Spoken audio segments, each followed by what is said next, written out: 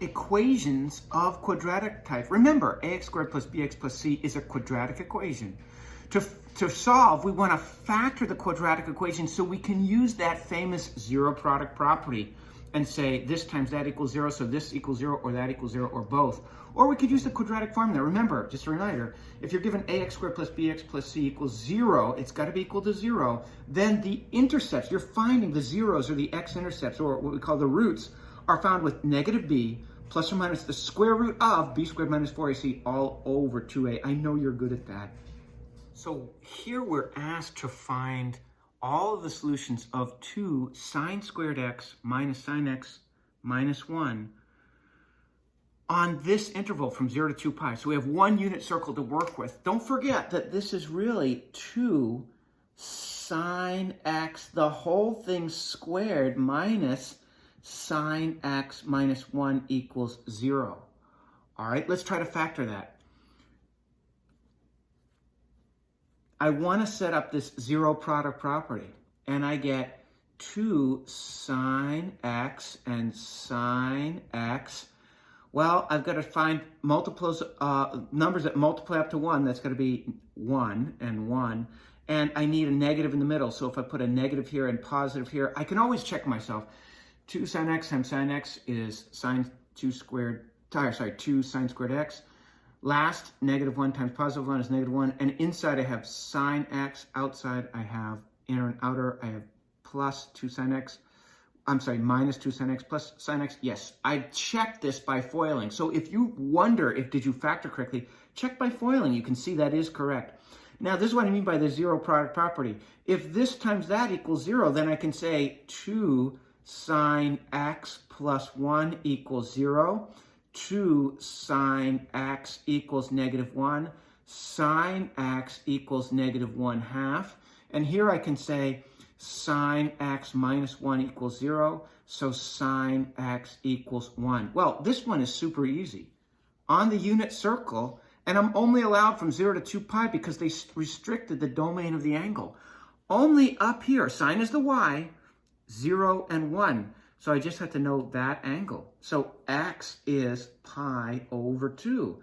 That's the only spot where sine is 1. The only spot. It's the only angle. Don't forget. Sine of an angle is a ratio. We're hunting for angles here. Now, I can go to a bigger unit circle here and say A, S, T, C. Please don't forget that sine is the y. Where is sine negative? Here and here. Because clearly there's positive in the A and the S categories. Or quadrants rather.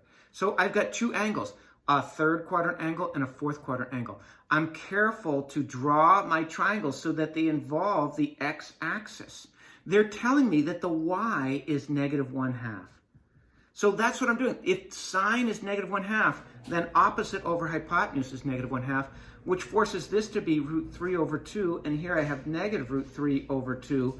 This angle here, this is this big angle here, it's got a reference angle of pi over 6. So I go 6 pi over 6 plus 1 more pi over 6, x is equal to 7 pi over 6. Now, because I have a restricted domain, I don't have to do that plus 2 pi n stuff. And here is my fourth quadrant angle. It's almost over 12 pi over 6, which is 2 pi, but back it up. 1 pi over 6 gives us x is equal to 11 of these pi's over 6. And I've got my three solutions, a 1, a 2, a 3. From 0 all the way around to 2 pi, I'm expecting 3 solutions. Look at the graphical solution here. What a beautiful picture this is here. Do you see that we have 3 solutions, 3 x-intercepts from 0 to 2 pi when we graph this out? Very nice.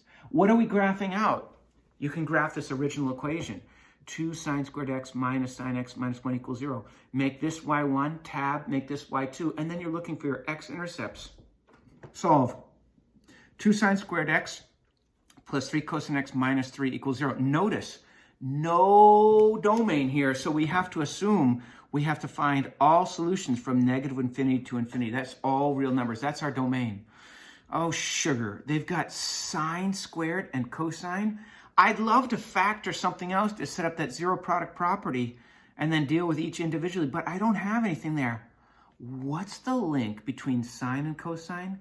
I do know that sine squared x plus cosine squared x equals 1.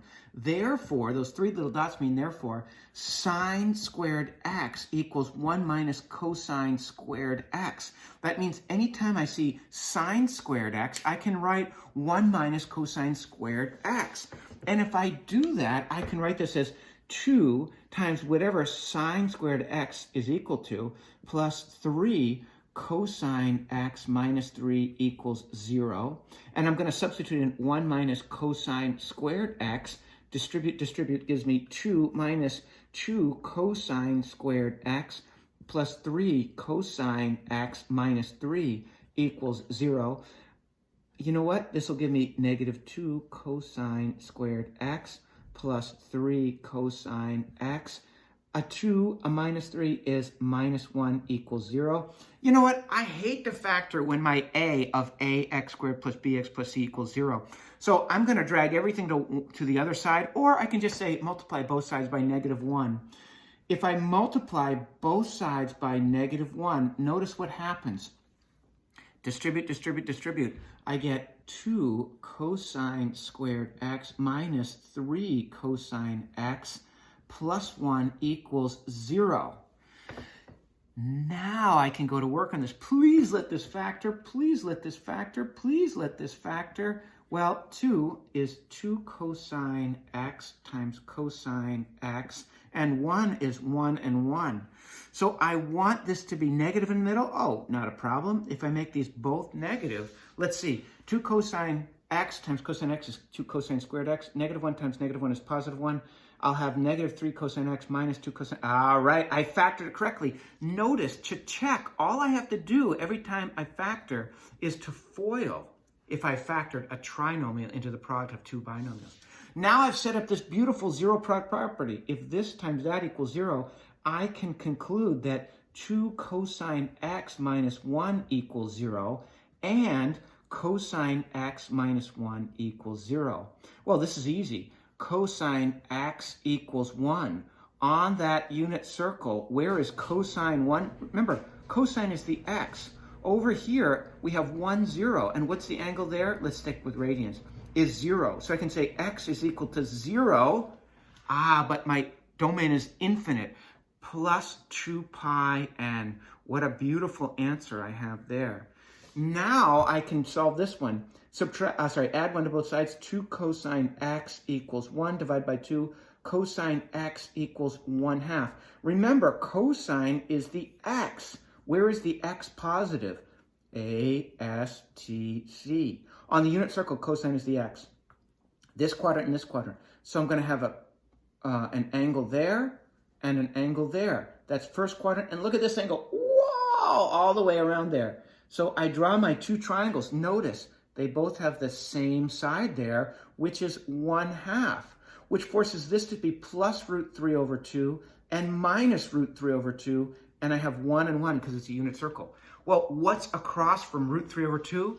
That's pi over 6. In the first quadrant, I have x is equal to pi over, did I say pi over 6? It's pi over 3 or 60 degrees. Pi over 3 plus 2 pi n, where n is an integer. So there's another solution.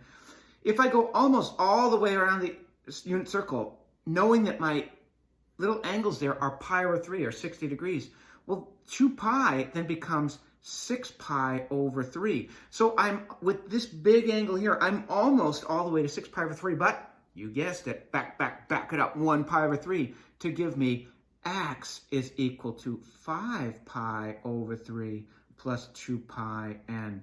There are my three solutions. There are 3 solutions from 0 to 2 pi, but because I've tagged this 2 pi n, where n is an element of the integers, then I've taken care, I've just provided you with infinite solutions because I can plug in 0, 1, 2, 3, or -1, -2, -3, infinitely in both directions to give us all of the solutions.